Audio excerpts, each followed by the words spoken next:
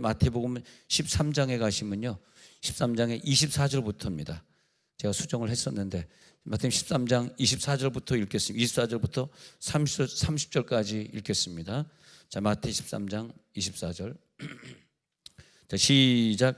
예수께서 그들 앞에 또 비유를 들어 이르시되 천국은 좋은 씨를 제밭에 뿌린 사람과 같으니 사람들이 잘 때 그 원수가 와서 곡식 가운데 가라지를 덧뿌리고 갔더니 싹이 나고 결실할 때 가라지도 보이거늘 집 주인의 종들이 와서 말하되 주여 밭에 좋은 씨를 뿌리지 아니하였나이까? 그런데 가라지가 어디서 생겼나이까? 주인이 이르되 원수가 이렇게 하였구나. 종들이 말하되 그러면 우리가 가서 이것을 뽑기를 원하시나이까? 주인이 이르되 가만두라. 가라지를 뽑다가 곡식까지 뽑을까 염려하노라. 둘 다 추수 때까지 함께 자라게 두라. 추수 때에 내가 추수꾼들에게 말하기를 가라지는 먼저 거두어 불사르게 단으로 묶고 곡식은 모아 내 곳간에 넣으라 하리라. 아멘. 24절에 보니까요, 천국은 그렇게 말하고 있어요. 그래서 오늘 7시 반부터 찬양할 때 천국문이 열려서 같이 율동하고 그랬는데, 아, 여기가 천국이네. 하나님 감사해요. 우리가 천국 가기 전에 이 땅에서 천국을 누렸다는 게 이게 얼마나 큰 축복입니까? 우리가 천국 갔을 때 이 땅에서 있었던 많은 추억들 중에서 막 지옥같이 스트레스 받고 막 사람과 싸우고 막 욕하고 욕먹고 그런 게 기억나겠습니까? 그런 기억은 안 나겠죠. 이 땅에 있었던 좋은 추억들 중에서 천국이 기억날 텐데, 그래서 우리 교회에선 자꾸 서로 웃어주고 서로 그의 아픈 상처를 들어주고 그러면서 천국에서 기억날 추억들을 얼마나 많이 만드느냐. 할렐루야. 그런 거죠. 그 여러분들이 목사님에게 스트레스 줄 필요도 없고 목사님도 여러분을 뭐라고 말할 필요도 없고, 우리는 이 땅에 더 많은 천국의 추억을 만들려고 온 사람들이니까 서로 사랑하고, 기왕이면 목원들 만나가지고 밥을 계속 사고, 안 사도 아멘은 하고, 봐가지고 아멘하는 집에 가서 곰탕 한 그릇 얻어먹고. 할렐루야. 아멘이 딴 때보다 좀 세다 오늘. 할렐루야. 어저께도 축구 끝나고 우리 박모 집사님이 자기가 밥 사겠다고 밥 먹으러 가자. 그래서 내가 그랬어요. 박모 집사님이 한우 곰탕 열었을까요? 아, 당연히 열었죠. 아유, 얼마나 착한지. 그래서 딱 생각나는 게 아멘하던 그 모 집사님이 생각나는 거야. 그 박 집사님이. 그래서 나중에 만나서 토요일 날 아침에 한우 곰탕 일찍 열었죠. 그러니까 아, 열었다 그러더라고. 식사 잘 하고 왔다 그러더라고. 얼마나 감사하지. 난 여러분들이 교인들 식당 한 번 이렇게 거기서 가서 밥 한번 먹어줄 때마다 제가 중보기도 2번 해드리거든요. 할렐루야.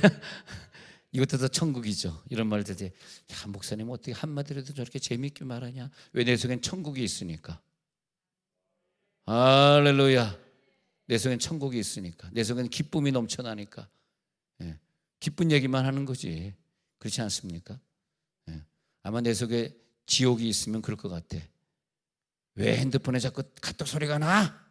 일어나서 회개해, 귀신 쫓아! 그랬을 거 아니에요. 그 목사님은 속에 귀신이 있나 봐.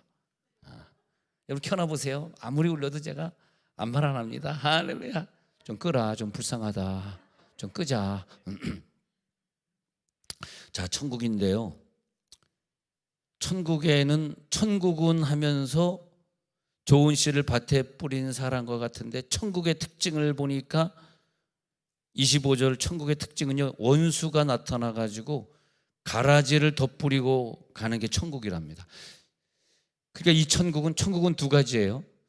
진짜 우리가 가서 영원히 누릴 그 새하늘과 새 땅이 아니고, 그건 이제 포괄적으로 하면 그것도 천국이겠죠. 그건 새하늘과 새 땅이고, 이 천국은 이 땅에서 우리가 누릴 지금 우리가 살고 있는 천국을 말하는데, 오늘 우리가 7시 반에 찬양하면서 즐겼던 막 찬양을 하고 하나님 앞에 영광 돌리니까 그러니까 내 몸에 있는 질병이 싹 떠나는 것 같고요, 근심 걱정이 싹 떠나는 것 같아. 여러분, 주일 저녁에 이 30분 찬양이 왜 중요하냐 하면, 내일 우리 아침에 일어나서 출근할 때, 특히 여기 보니까 아침에 또 우리 서울로 가셔야 될 집사님이나 또 저기 또 먼 또 저 전라도 지방으로 가야 될 집사님이 여기 앉아 계시잖아요. 난 그런 생각을 해. 월요일마다 사랑하는 아내를 놔두고 저 먼 거리를 떠날 때 굉장히 난 스트레스 받을 것 같아. 그러시죠? 사랑하는 그 토끼 같은 아내를 갖다 놔두고 자기가 또 KTX 타고 또 가야 될 때, 조치원에서 기차 타고 가실 때 얼마나 힘드세요. 난 그게 제일 힘들 것 같아. 난 앞으로 조금 여유가 있으면 남자가 집에 있고 여자들이 좀 그렇게 갔으면 좋겠어. 여자들은 악랄해서 죽어도 안 그래.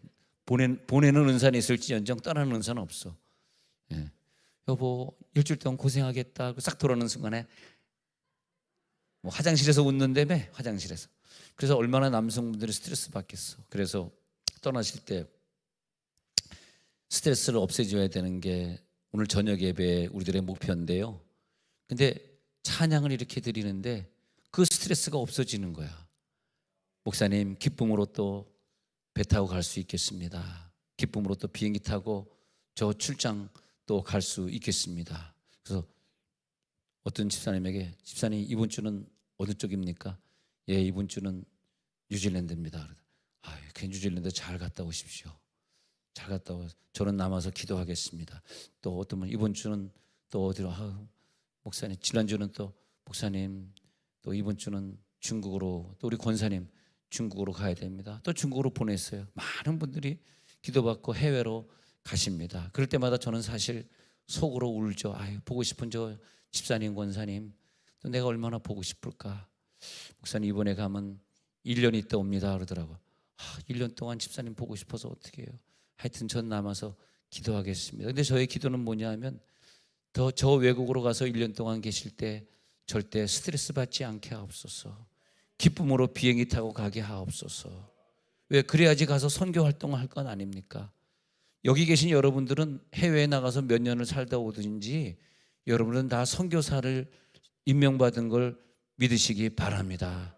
우리 이 땅에 선교사로 온 거예요. 예수님이 이 땅에 선교사, 하늘 문화가 아니라 땅의 문화, 땅의 언어를 가지고 오시면서 선교로 왔듯이 우리도 선교사로 해외로 떠나는 것이고 또 선교사로 내일 직장을 가는 것이고, 그 선교사로 갔는데 거기가 천국인데 천국의 특징은 뭐냐 하면 25절에 원수가 와야 돼. 그 천국은 저 하늘나라 천국이 아니고요. 이 땅의 천국은 비슷한데 뭐가 다르냐 하니까 잘 때 그 원수가 몰래 와야 돼.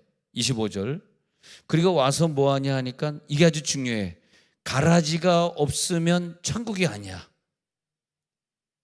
이 가라지의 철학을 제가 깨닫는데 정말 농담 아니고요.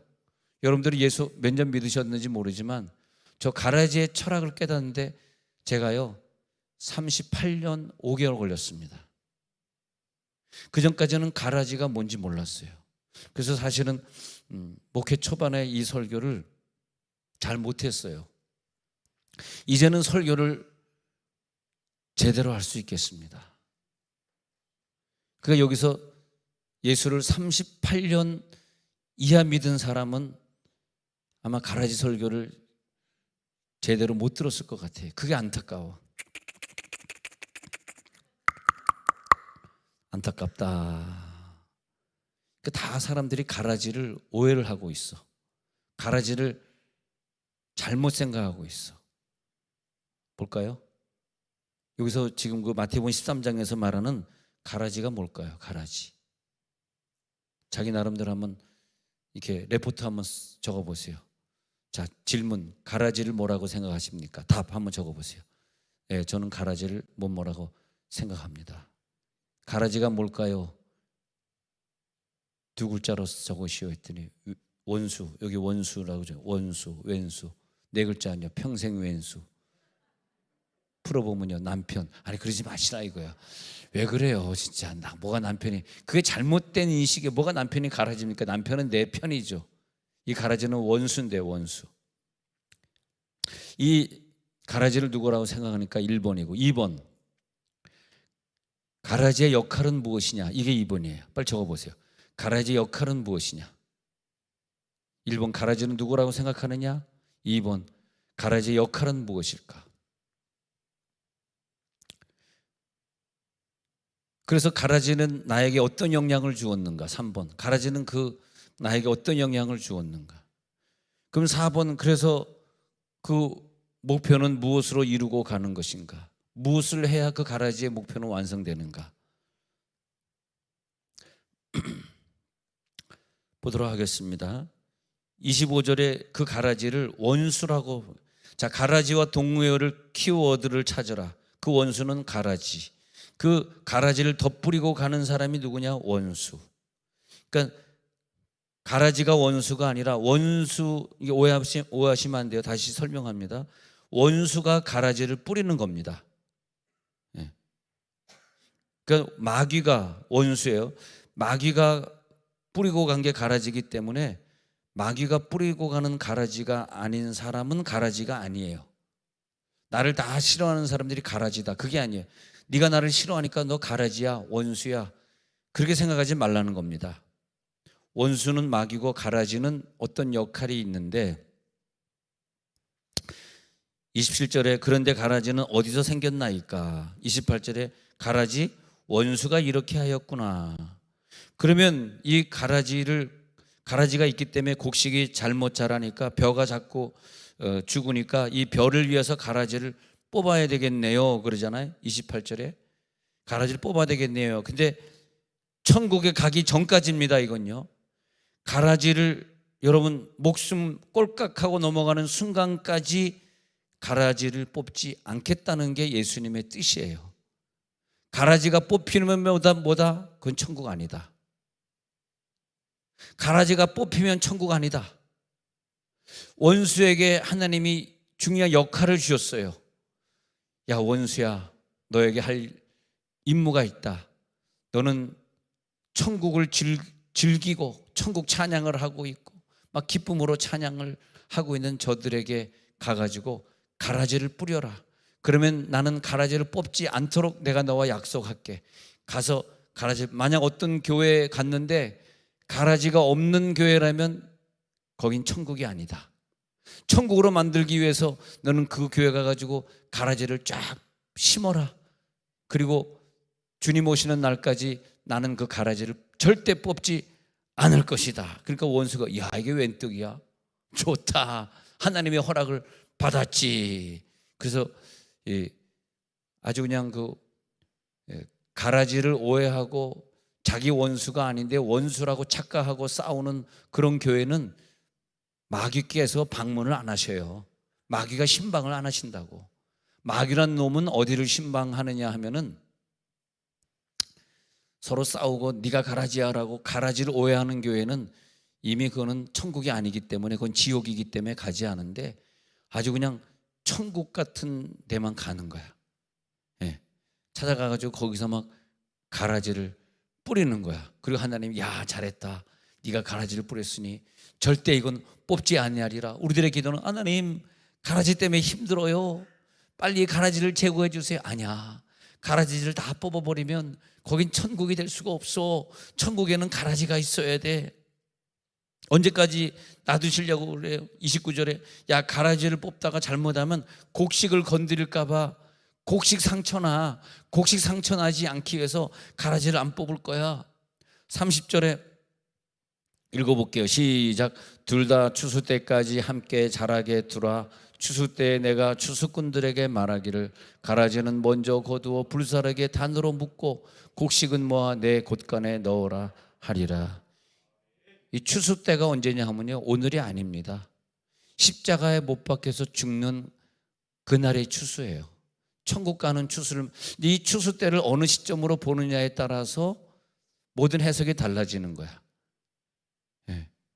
가라지가 북한 사람일까? 가라지가 중국 사람일까? 가라지가 늘 우리를 괴롭히는 저 일본 사람일까? 가라지가 저 힌두교일까? 가라지가 저 모슬렘 종교일까? 가라지가 불교일까? 천주교일까? 가라지가 이만희 종교, 이만희가 뭐죠? 이만희, 삼만희, 만만희, 진천지일까? 그게 가라지일까? 뭐 별의별 생각이 많죠.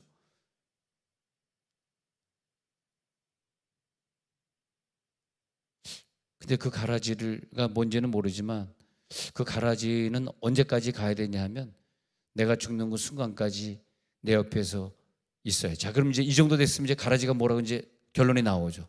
아, 알겠습니다. 제가 여기에 대한 답을 쓰겠습니다. 예, 앤서링을 하는 거예요. 예, 그 앤서링을 이제 이게 가라지입니다. 딱 적어내. 딱 보는 거야, 교수가. 너 이걸 가라지라고 생각하냐? 예, 저는 이걸 가라지라고 생각하니. 가라지가 누구냐? 아유, 가라지가 우리 시어머니예요. 시어머니. 아, 시어머니. 너 누굴 가라지? 여기 가라지.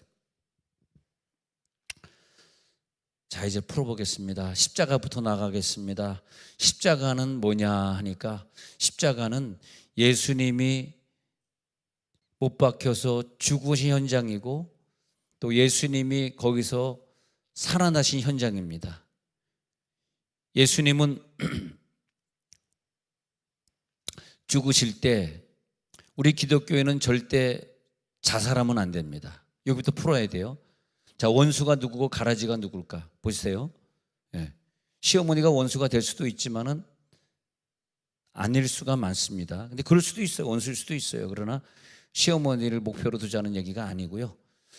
예수님은 왜 죽었냐 하면 남의 죄를 담당하려고 죽었고 십자가 못 박혀 죽으심으로써 남의 죄가 대속되는 죽음이어야 돼요. 그러면 우리들의 죽음도, 우리들의 고난도 남의 죄를 짊어지는 고난, 남의 죄를 짊어지는 죽음이셔야 돼요.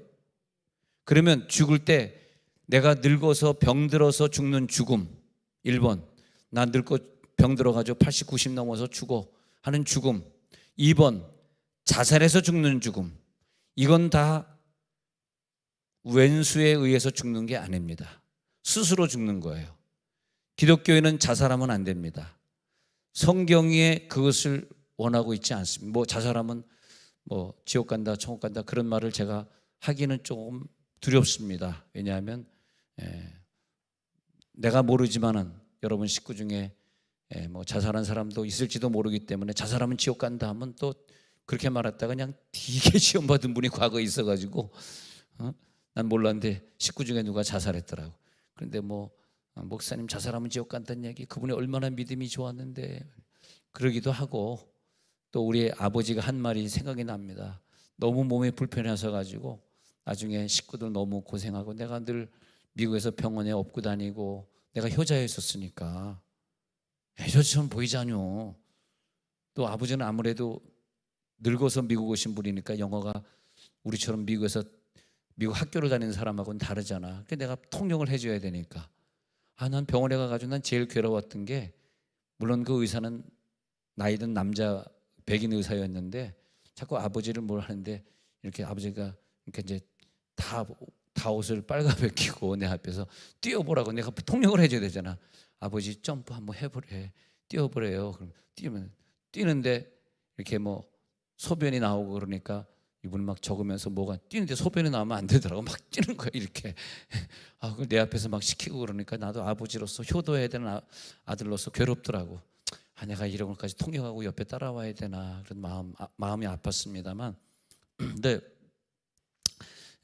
그러면서 이제 아버지를 모셨잖아요. 근데 아버지가 그런 얘기를 하더라고. 내가 너에게 너무 미안해서 자살하고 싶다 그러더라고요. 장로님 얘기를. 아니 아멘, 이건 아멘이 아니고 아멘하면 안 되고, 오죽했으면 아버지가 아들을 사랑했으면 그런 얘기를 할 거예요. 근데 아버지는 자살 못 하셨어요. 왜?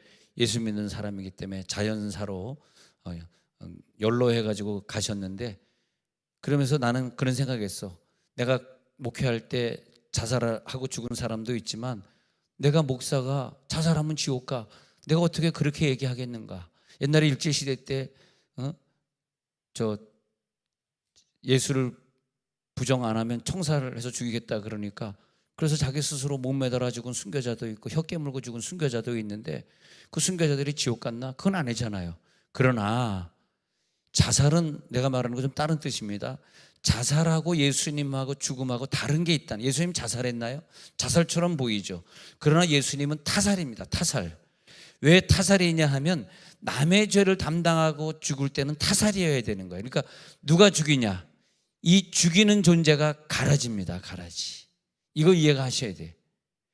내가 남의 죄를 담당할 때 누군가에 의해서 죽임을 당해야 돼요. 제가 이 가라지를 깨닫는데 38년 걸렸다니까요.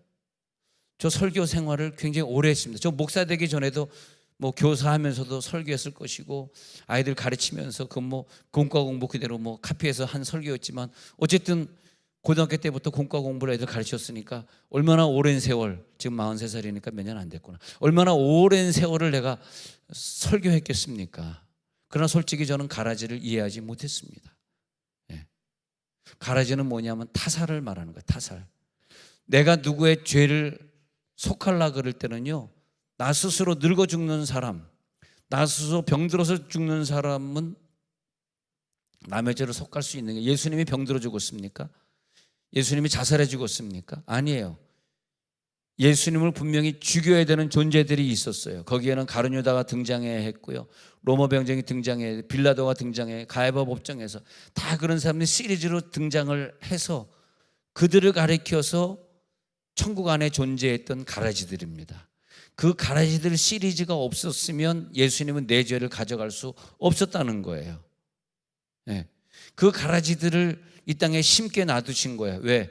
여러분들의 죄를 속죄하기 위해서 그러셨던 걸 믿으시기 바랍니다. 어쩌면 빌라도나 가야바나 가룟유다나 로마 병정, 예수님의 피를 냈던 그런 십자가 못 박았던 로마 병정이나 그 사람들은 우리가 뽑아내야 될 원수가 아니더라. 스스로 죽으면 안 되고 하나님이 나에게 어떤 고난을 주실 거예요. 저도 고난이 있습니다. 여러분도 고난이 있으시죠? 그 고난을 주시는데 그게 어떤 고난이냐 하면 사람을 통해서 주신, 사람을 통해, 그 원수가 가라지를 뿌리, 이 가라지가 고난이에요. 이 고난이 내게 있을 때 그때 하나님이 나를 구원하시고 내가 구원해야 되는 그 대상을 구원시키시고, 이게 오늘 말씀의 결론으로 가는 거예요. 좀 더 풀어드립니다. 이걸 가리켜서 성경에서 나오는 영적 전쟁이라는 구도를 만드신 거예요. 영적 전쟁의 구도. 그 영적 전쟁의 구도를 보면요, 하나님의 언약이 있는데 언약 속에는 크게 여자의 후손이 등장하고 뱀의 후손이 등장합니다. 창세기 3장 15절 같이 읽겠습니다. 자, 창세기 3장 15절 같이 읽겠습니다. 시작. 내가 너로 여자와 원수가 되게 하고 내 후손도 여자의 후손과 원수가 되게 하리니 여자의 후손은 내 머리를 상하게 할 것이요 너는 그의 발꿈치를 상하게 할 것이니라 하시고, 이 예언의 언약이요 지금도 똑같이 이루어지고 있어요. 여러분들 여자의 후손입니다. 여러분 원수의 후손이 아니에요. 절대 지옥 가지 마시기 바랍니다. 여러분 이 중에서 혹시 지옥 갈 사람이 한 사람이라도 앉아 있다면 그 사람은 누구냐 하면 지금 여기 너의 후손, 여자의 후손, 이게 뱀의 후손을 말하는 거거든요. 너로 여자와 원수가 되게 하고 네 후손도, 네 후손이 뭐냐면 뱀의 후손이에요. 여기 만약에 한 명이 예수를 나의 구주로 고백하지 않고 우연히 지나가다가 난생 처음으로 한번 교회 왔던 그런 뱀의 후손이 여기 앉아 계시다면 그분이 하셔야 돼, 여기 안 계시지만 예를 들어서 그분이 하셔야 될 역할은 뱀의 후손으로서 믿는 자들을 핍박하고 믿는 자들을 힘들게 해가지고 저를 십자가에 못 박아서 예수의 보배로운 피를, 이 결론까지 다 해버리면 끝인데, 예수의 보배로운 피를 그의 몸에서 쥐어짜내는 역할을 하는 사람이 필요한데 그게 인간입니다. 인간. 동물이 아니고 돈이 아니고 그게 인간이에요. 그 인간은 누구의 후손이냐니까 뱀의 후손으로 나타난 인간입니다. 이게 영적 전쟁입니다. 여러분은 최소한 아니잖아요. 그 사람을 쥐어짜가지고, 우리가 쥐어짬을 당하지 않고서는 내 속에서 예수의 피가, 여러분 피가 언제 나옵니까? 겟세마네가 쥐어짠단, 겟세마네가 쥐어짜는 동산이라는 뜻이거든요. 겟세마네란 히브리어를 해석해 보면 쥐어짜, 그 예수님이 쥐어짜니까 그 몸에서 땀과 피가 쥐어짤 때 나오잖아. 그게 겟세마네란 말이야. 응? 할렐루야. 우리를 쥐어짜는 역할을 하는 사람이 누구냐 하면 누구일지 모르지만 때로는 그 일본 사람일 수도 있고 중국 사람일 수도 있고 북한 사람일 수도 있겠지. 그러나 제가 그렇다고 단정할 수는 없고요. 진짜 그 사람이 내 옆에서 내 가라지가 되어서 계속 나를 쥐어짜는데 내가 죽으면 안 되고 끝까지 주님 앞에 서는 날까지 쥐어짜임을 당하면서 내 몸에서 피가 나오는데 보배로운 피가 쥐어짜서 나오는 경우가 있다면 그 보배로운 피는 어떤 사람의 병을 고치고요, 어떤 사람의 귀신을 쫓아내고요, 어떤 사람을 구원해내는 피가 그게 예수 피입니다.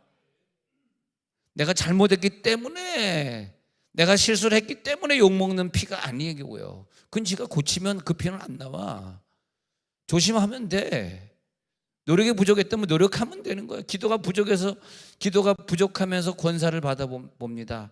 욕 바가지로 먹습니다. 겉으로 욕 안 하지 다 욕합니다. 권사가 돼서 기도 안 해보십시오. 예배 빠져보십시오. 다 욕하더라고. 제발 좀 처음부터 권사가 안 됐어야지. 권사가 된 다음에 예배 빠져봐. 이유 불문하고 욕먹어. 우리 교회 얘기가 아니라 우리 교회는 다 나오니까, 권사님들이 100% 나오니까. 그건 내가 잘못해서 먹는 욕이니까 그건 쥐어짜임을 당하는 게 아니야. 그건 나를 욕하는 그분 가라지 아닙니다. 좀 다른 언어를 사용해야 되지 왼수가 아니거든. 왼수는 뱀의 후손, 마귀 후손을 말하는 거예요.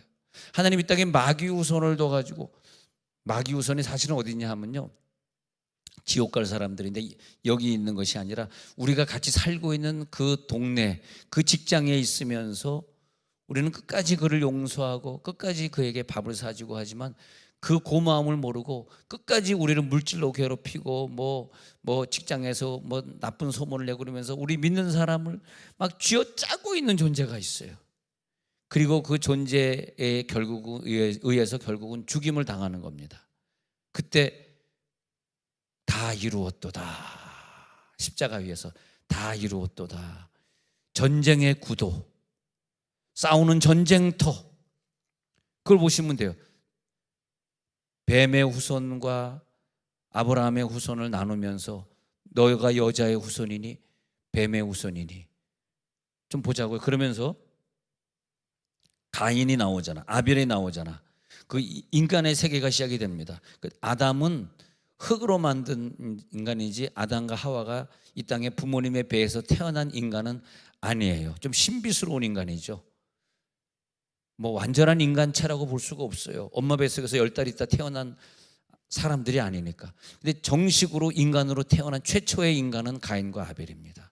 근데 최초의 인간으로 나타나던 가인과 아벨을 통해서 뭘 보여주고 있냐면 엄청난 전쟁을 보여주고 있어요. 분명히 한쪽은 여자의 후손이고 한쪽은 뱀의 후손입니다. 여자의 후손은 뱀의 후손에게 쳐 죽임을 당합니다. 이게 전쟁이라는 거예요.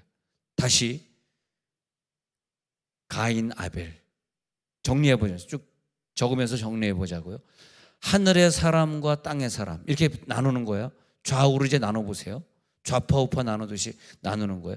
하늘의 사람과 땅의 사람, 빛의 사람과 어두움의 사람, 생명으로 살아가는 사람과 죽음으로 달려가는 사람, 대조적인 존재가 지금 이 천국이라고 하는 이 지구상에 존재하고 있습니다.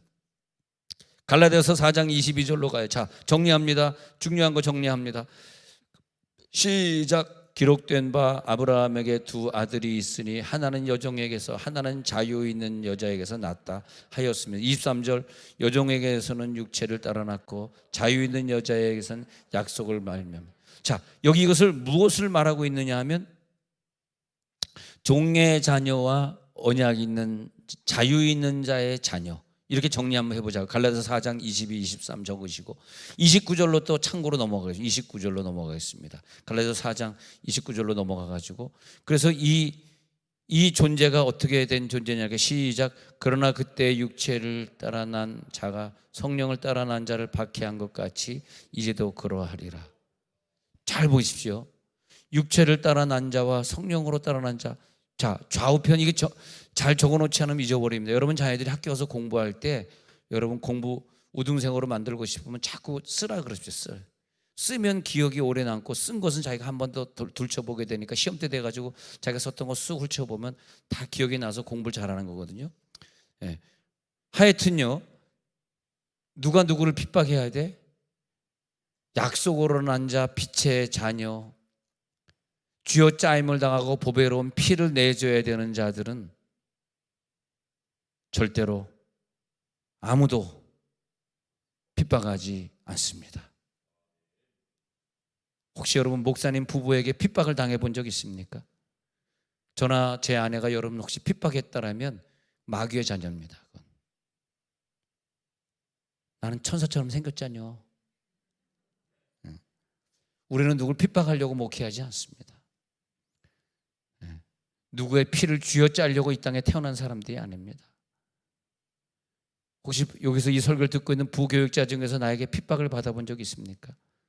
내가 당신들 무릎 한번 좀 있다 한번 깐 적 있습니까? 이 쌍놈의 새끼 한 적 있습니까? 내가? 여기 왜 나왔지 오늘? 아이고 여기 막 나오네. 그러면 고발하십시오. 하나님 앞에 천사에게 고소하십시오. 우리는 그러려고 목회하는 게 아닙니다.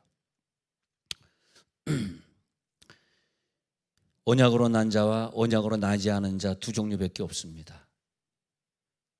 29절에 뭐라고요? 갈라디아서 4장 29절에 어떤 자라고요? 핍박을 하는 하갈의 자녀와 핍박을 받는 이삭, 이스마엘과 이삭. 육체를 따라 난 자는 성령을 따라 난 자를 박해, 핍박해.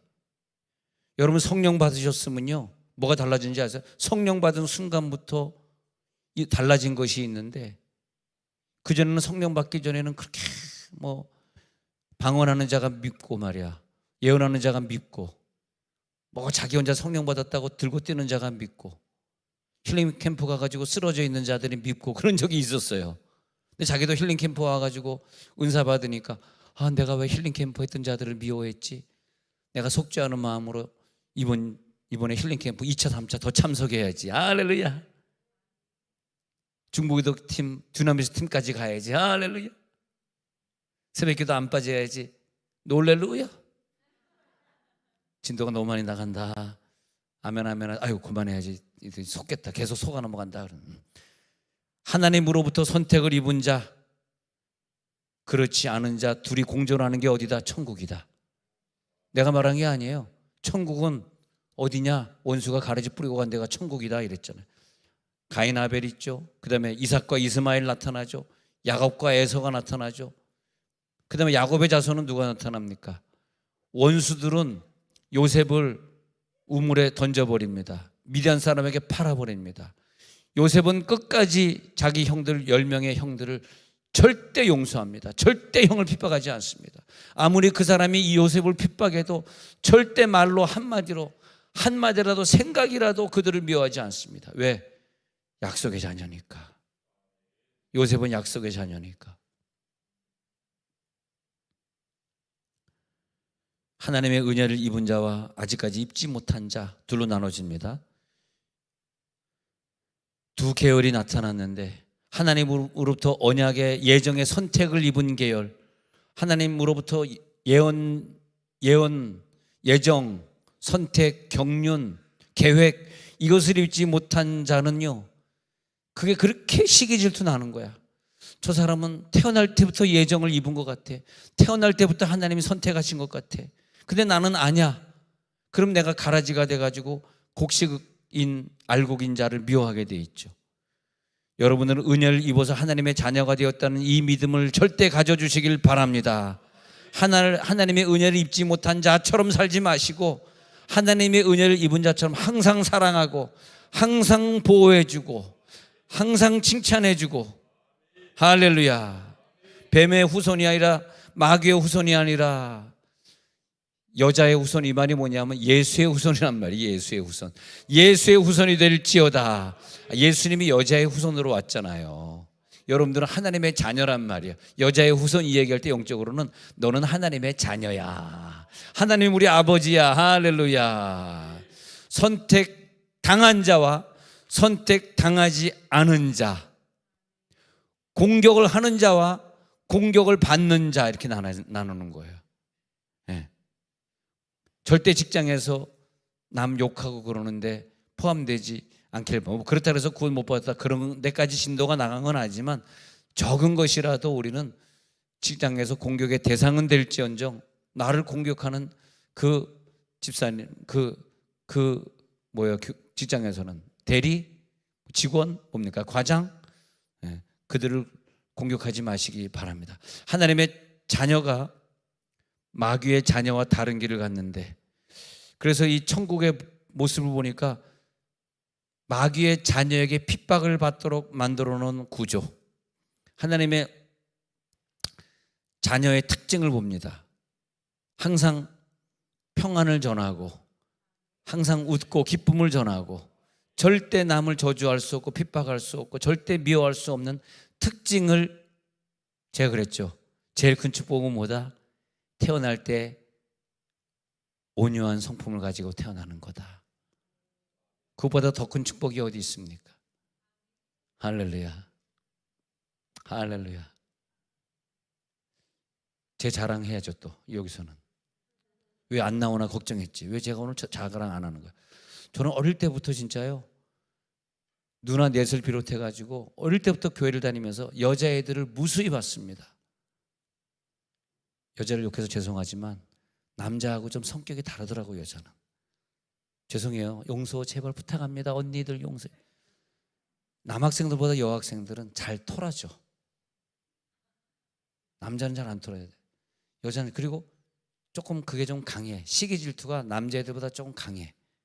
여러분 여자로 사신 분들은 여자로만 살아서 당연한 줄 알고 살아가지만 남자가 볼 때는 이해가 되지 못하는 부분이 참 많았어요. 그래서 제가 사실 어떤 교회를 이렇게 지휘자를 하다 보니까 교회를 좀 전전하게 됐는데 이런저런 여자 많이 만났습니다. 제가 어떤 성동교회라는 교회를 지휘할 때인데 제가 그냥 얼마나 또 지휘를 잘하는지 여자들이 막 그냥 막 뭘 나한테 막 던지는 거야. 뭐 던지는지 자세히 얘기 안 하겠습니다만 제가 미국 떠난다는 발표를 딱 한 주 전에 발표를 했어요. 아니면 내가 미국 떠납니다 그러면 지휘자 잘릴까 봐 한 주 전에 사실은요 오늘부로 제가 지휘자를 사임합니다. 이번 무슨 요일날 제가 로스앤젤레스로 I'm flying to Los Angeles. I'm sorry about it. 그러면서 이제 떠난다고 이제 발표를 하게 됐습니다. 그랬더니 난리가 난 거죠. 아니 지휘자 선생님 갑자기 가버리면 우리는 어떻게 해요? 근데 그러고 집에 갔네. 근데 갑자기 전화가 온 거예요. 이름도 기억나. 저 김기영자입니다. 그러는 거예요. 웬일이세요? 목사님이래. 선생님 내일 미국 가신다며요? 네, 제가 발표했잖아요. 왜 그래요? 그랬더니 선생님 전 진짜 선생님 사랑했는데. 에? 사실 제가 약혼했던 걸 비밀로 했거든. 이거 이 죄까지 나오면 안 되는데 와이프가 듣고 있는데 큰일 났다. 이제 와이프는 안 들은 줄 알았는데 와이프 거만 좀 빼주세요. 그 와이프 거만 지워주세요. 네, 오늘들은 저 사실 약혼자 있었어요. 약혼하고 갑니다. 선생님 근데 왜 얘기 안 했어요? 아니 뭐 제가 꼭 뭐 그걸 얘기를 해야 되나요? 결혼도 안 했는데 약혼인데 막 울더라고요. 막 펑펑 울더라고요. 그 여자가요, 그 경자 씨가 사실은요 솔리스트인데 노래를 무지하게 잘했어요. 어떤 모 대학의 성악과를 졸업한 것 같아. 노래를 너무 잘한 거야. 뭐 우리 교회에 있는 모 집사님들, 여자 집사님들보다 못했지만 하여튼 그때는 굉장히 잘했어. 근데 성격이 너무 까칠해. 난 감당 못하겠더라고. 나는요 성격이 굉장히 좀 목사가 되기는 목사는 좀 리더십이 강하고 막 울랄랄랄 스물스물 문장어 손들어 이걸 해야 되는데 저는 어디 기도원 가도 그걸 해본 적이 없어요. 예. 그래서 어느 경우에는 기도원에서 저를 좀 별로 탐탁치 않게 생각한 경우도 있었어. 예. 다들 강사들은 문장어 손들어 300, 200 이걸 해야 되는데 제가 사실 기도원 가면 그걸 못 하거든. 근데 이제 부산 가난 수양관은 20년째 가고 있지만 제가 얘기했어요. 나한테 문장어 손들어 이거 시키려고 그러면 전 못 옵니다. 딱 얘기했더니 알겠습니다. 목사님만 하지 마십시오. 그래가지고 1월 첫 주와 8월 달 가장 골든타임 그 대신 와주십시오. 그래도 원장이 제일 설교 잘하는 건 인정해 준 것 같아. 할 수 없이 우리 교회는 1월 신년 축복 부흥성회를 1월 둘째 주에 늘 하고 있는 거 잘 모르셨죠? 1월 때는 제가 부산 가기 때문에, 첫 주에 부산 가기 때문에 문장고 500, 1000 손들어 이걸 내가 못했거든. 근데 힘들더라고. 나는 그래서 목회하기가 사실 너무 힘들었어요. 왜? 여자들을 대해야 되니까.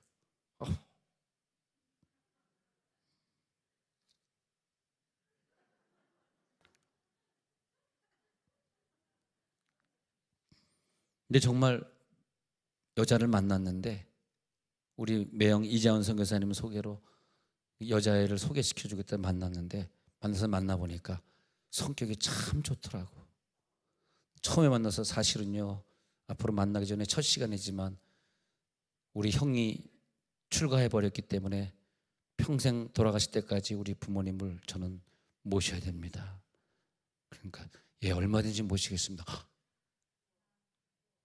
이것들아 회개 좀 해라. 좀 회개 좀 하십시오. 왜 양로병원이라는 게 생겨가지고 다 효도를 못하고 삽니까? 모시고 사십시오. 장모님 모시세요. 복이 있습니다. 하나님이 복 주실 줄로 믿습니다. 장모님을 잘 모시고 있는 아버지를 볼 때 그 딸이 나도 언젠가 부모님을 이렇게 모셔야지, 그걸 가슴에 묻는 거예요. 요양병원에 가면요 70만 원, 100만 원, 150만 원 나온다 그래. 우리나라가 그렇게 모르겠어요. 근데 총 모시는 비용이 200, 300이 들기 때문에 요양병원에 갖다 놔도 사이드로 50만 원, 100만 원 또 드는가 봐. 내가 이건 확실한 건 아닙니다. 사람마다 다르니까. 병의 종류마다 다르고 간병인을 얼마 쓰느냐에 따라 다르기 때문에 제가 정확한 액수는 모르겠습니다만 그건 아닌 것 같아. 나라에 너무 의존하는 건 복을 우리가 못 받는 것 같아. 미국도 그렇잖아요. 미국도 요양병원이 얼마나 잘 되어 있는데요. 100%입니다. 거긴요. 윌체어도 공짜고 기저귀도 공짜고 간병에서는 간병인도 100% 공짜예요. 이게 미국입니다.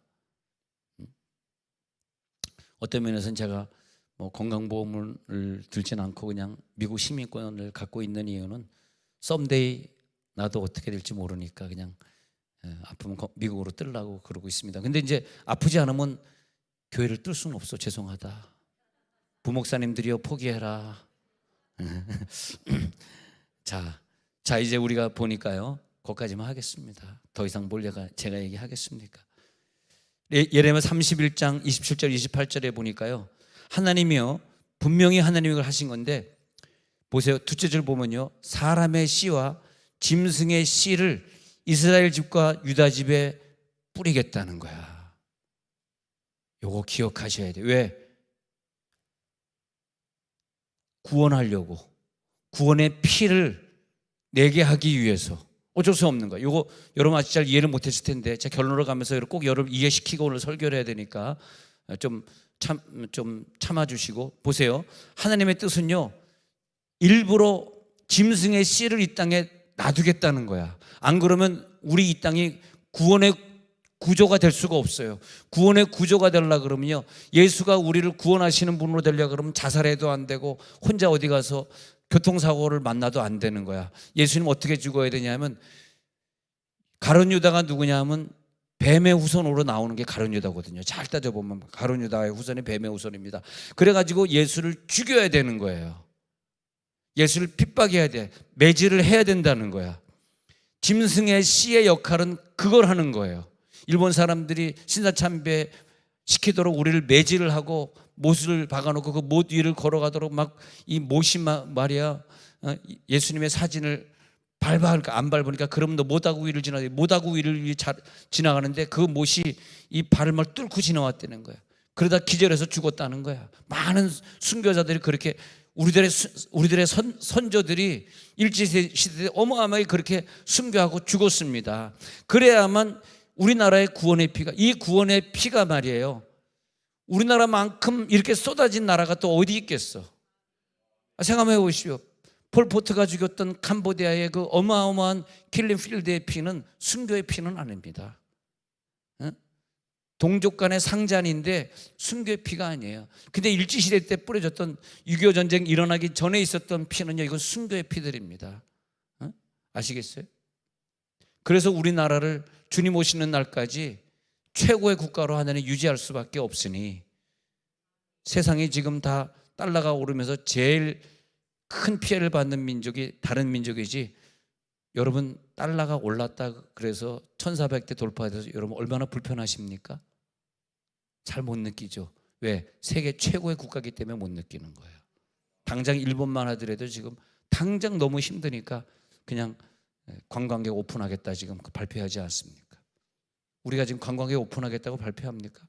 왜 발표 안 해도 살아갈 수 있으니까. 하나님 우리나라를 이렇게 축복을 주셨는데 순교자의 피거든요. 그런데 로마서 9장 13절에서 이 원리에 의해서 야곱은 하나님이 사랑하고 에서는 미워했다는 원리에 가는 거야. 그리고 14절에 내려가 가지고 하나님이 그렇다고 불의하시냐? 천국에다 가라지를 뿌렸다 해서 하나님 불의하다고 너 말하겠어? 아니라는 거야. 그게 의라는 거야. 불의가 아니라 반대로 의라는 거야. 15절에 뭐냐 하면 하나님 맘대로 긍휼히 여길 자를 긍휼히 여기고 불쌍히 여길 자는 내 맘대로 불쌍히 여기는 원리인데 네가 뭐라고 말하겠니? 그러면서 내가 온 것은 화평을 주려고 온 것이 아니야. 마태복음 10장 34절에 내가 세상에 화평을 주러 온 줄로 착각하지 말라. 천국은 뭐냐? 검이 있는 곳이다. 35절에 내가 천국을 만든 다음에 어느 가정이요? 아버지가 딸이 어머니, 며느리와 시어머니가 불화하지 않고 행복하게 잘 살고 있어요. 거기 천국 아니라. 너희 가정에 왜 이렇게 눈물이 나고 힘들고 괴롭냐 말이야. 왜 마귀가 너희 가정에 질병을 줘가지고 너희 가정에 환자 한 사람 누워있음으로 말미암아 온 가정이 신경질이 나고 화가 나고 돈이 부족하니까 아주 그냥 핏대를 내고 있습니다. 왜 이런 싸움이 벌어졌어? 하나님이 이 가정에 환자 한 사람을 주심으로 말며 엄마가 교통사고 나가지고 10년 누워있으니까 자식들이 싸우는 거야. 야 네가 간호해, 네가 물 떠다 드려, 나 지겨워. 어젯밤에 내가 간호했잖아, 내가 못 잤잖아. 오늘은 누나가 가서 자, 엄마 옆에서. 왜 자꾸 나만 옆에서 자라 그래? 막 싸움이 일어나는 거야. 불화한 거야. 왜? 집에 환자가 생기면서 불화가 생긴 거예요. 왜? 천국이니까. 할렐루야. 그런데 그 수지했을 때 엄마가 교통사고 나서 10년 누워 있었는데 그 세 자녀들이, 믿음 없던 자녀들이 엄마 간호하다가 다 예수를 믿게 돼. 그리고 조금 이제 3명이 약간 2% 3% 좀 부족한 애들이야 사실은. 그래서 고등학교를 다 제대로 못 마쳤어요. 학교 공부가 힘들었어. 그런데 엄마 간호하면서 얘네들이 철이 들어. 3명이다. 그래서 3명이 다 건강해져. 아들 둘은 다 군대 갔다 왔고 딸도 대학 들어갔고 나중에 검정고시 통해서. 그래서 엄마가 환자가 생기더니 어리버리한 애들이 다 건강해지네. 그리고 이 세 아들이, 아니죠, 두 아들과 한 딸이 믿음 생활 잘하는 아이들로 변화됩니다. 난 그걸 보면서 그 다음에 10년 만에 엄마가 일어나가지고 그 다음에 이제 그 영양제 장사를 엄마가 하게 됐는데, 그래서 이제 사업 잘하고 11조도 잘 내는 집사님이 됐는데, 난 그래서 역설의 구조를 좀 보게 돼서 이게 하나님이 우리를 사랑하셔서 하나님 뭔가 좀 이뤄가시고 있구나. 할렐루야. 사람의 원수가 36절 보세요. 사람의 원수가 자기 집안 식구리라. 언제부터? 천국이 되고 나서부터. 35절에 보세요. 서로 시어머니와 불화하게 됐다는 거야. 야곱과 에서가 불화하게 되는 거야. 아버지와 자식이 싸우게 되는 거예요. 왜? 선택되어진 가정, 하나님이 그 가정을 갖다가 천국으로 구원하기 위해서 예수님이 오셔서 마태복음 1장 21절에서 예수님의 이름이 뭐냐 하면, 예수님의 이름은 뭐냐 하면은 그 백성을 그들의 죄에서 구원할 자이심이라. 예수님이 도착한 곳마다 분쟁이 일어나는 거예요. 유대인들이 잘 살았는데 예수님이 그 유대에 태어나자마자 막 분쟁이 일어나고 바리새인과 이 제자들 그룹이 싸움이 일어나는 거야. 예수님이 나타나지 않을 때는 잘 살던 사람들이, 예수님이 그 가정에 전도가 되어지고 나서 성령 받은 자와 아직까지 불교를 믿는 자끼리 막 치고받고 싸우는 거야. 왜 교회 안 나가? 야, 평생 불교 믿었는데 왜 교회를 나가라 그래? 너나 나가. 엄만 절대 안 나가. 막 밥 먹고 갈등이 생기기 시작한 거예요. 그러면서 두 종류로 막 분리되는, 이삭과 이스마엘이 싸우고 있는 거야. 요셉과 그 형제들의 갈등이 생긴 거야. 결국은 그러나 요셉을 통해서 이 갈등은 다 구원으로 가고 있는 걸 보게 됩니다. 천국 속에 곡식과 가라지가 있는데 악한 자들은 천국에 들어갈 수 없지만 두 민족이 한 지붕 속에 살고 있지만 여러분들이요, 십자가 사건이 일어나기 위해서는 오늘도 원수가 가라지를 뿌리고 있는 걸 보시기 바랍니다. 왜 천국 안에 이렇게 전혀 섞이지 않는 물과 기름을 놔뒀을까? 십자가 사건입니다. 십자가 사건입니다. 순교입니다. 타살입니다. 자살이 아닙니다. 예수님의 피값으로 세워진 교회라면, 예수님의 피가 흐르는 곳이라면 거기는 타살이 있어야 되겠기에, 누가복음 22장 22절에 있는 것처럼 가룟 유다는 뭐예요? 그 뱀의 자손으로 태어나가지고 작정된 대로 가는 거야. 인자도 작정된 대로 가고 뱀의 자에도 작정된 대로 서로 가고 있는 거야. 그를 팔도록 작정된 뱀의 우선 가룟 유다, 예수를 팔 때 죽임을 당하기로 작정된 인자. 그러나 팔도록 작정된 자는 죄송하지만 화가 있으리로다. 여러분은 화가 있는 자가 아니니까 절대 이 믿음에서 변치 마시기 바랍니다. 따라해 보세요. 나는 하나님의 자녀다. 내 속에는 예수 피가 있다. 할렐루야. 함께 영광의 박수. 할렐루야. 여러분, 이 믿음으로 사셔야 돼요. 뱀의 우선은 끊임없이 여러분을 쥐어짜고 있으면서 피를 내게 될 거예요. 그러나 그 피가 쥐어짜여야지 그 피가 나오고, 그 질병은 여러분의 피를 지금 짜고 있잖아요. 그 질병 누가 줬습니까? 하면 좀 죄송하지만 예수님이 질병 고치실 때, 어느 때는 질병을 그냥 고치신 적도 있지만 귀신을 쫓으니까 질병이 떠나간 적이 많잖아요. 이 귀신아 떠나가라 하니까 질병이 고쳐 일어나 앉고 그랬잖아요. 이 질병 누가 줬습니까? 그리고 어떻게 보면 귀신이 질병을 준 건데, 예수님이 귀신 쫓는 걸 보니까 귀신이 질병을 준 건데 결국은 무슨 역할을 했습니까? 눈에 보이지 않는 그 귀신이 눈에 보이는 병을 우리 가정에 주면서 내 속에서 예수의 피를 쥐어짜는 역할을 한 거 아닙니까? 뭐 그들에게 표창장이나 감사장까지 줄 필요는 없겠습니다만은 필요악이란 단어가 있잖아요. 필요악.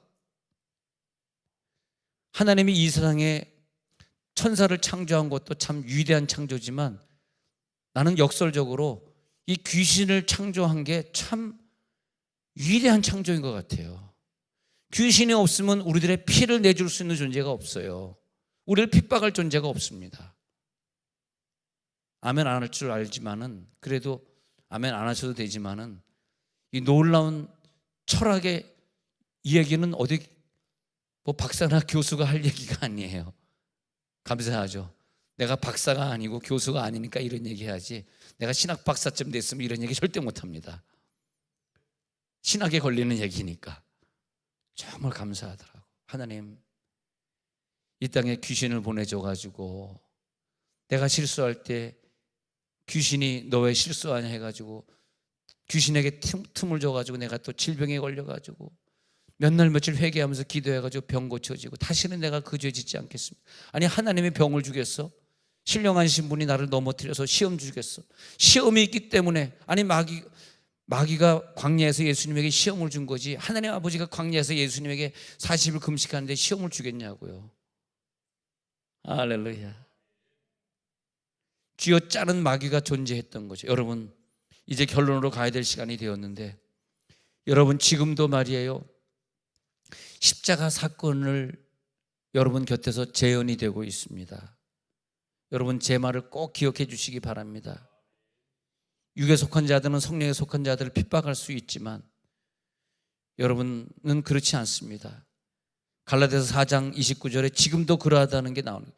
육체를 따라 난 자가 성령을 따라 난 자를 핍박한 것 같이 지금도 그러는 거예요. 오늘도, 이게 현재 진행이에요. 오늘 그렇다는 거예요. 그러나 성령을 따라 난 자들이여, 요한복음 15장 18절에 세상이 너희를 미워하면 이제는 깨달으라는 거예요. 너희보다 먼저 나를 미워한 그 미워함으로 너희가 미워함을 당하는 것을 알라. 너희는 남은 인생 동안 예수님의 십자가 희생을 남겨주라, 이런 권면을 하고 있는 거야. 너희들아, 예수님이 하시는 말씀이에요. 너희들아, 내가 너희들을 위해 십자가 희생을 남기고 갈보리 산을 산에서 십자가 졌으니 너희들이 남아있는 인생 갈보리의 희생을 대신 남겨주라. 예수님의 죽음을 항상 안고 살아라. 십자가 사건, 이게 큰 깨달음이죠. 그래서 로마서 12장 20절에 너희는 절대 원수가 줄이면 먹이고 그들을 축복하고 그렇게 살아라. 절대 원수를 핍박하지 말아라.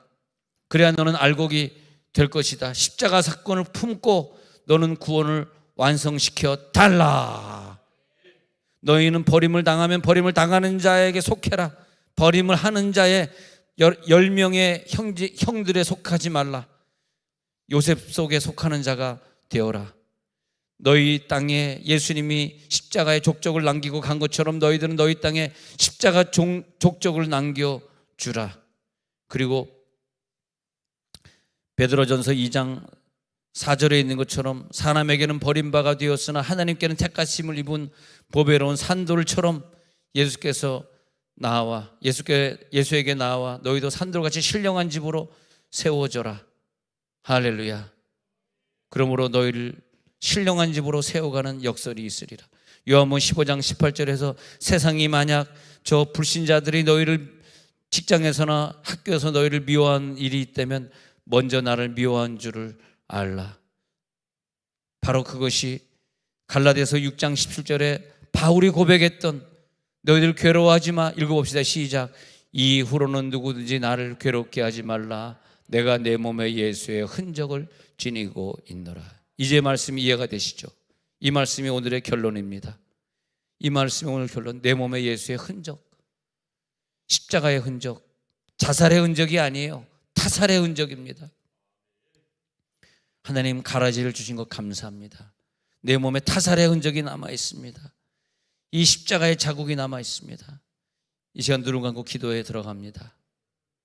여러분 눈을 감고 내 타살의 흔적은 무엇인가? 그 못하고 위를 걸어갔던 그 순교자의 못자국은 나에게 무엇이 있는가? 할렐루야.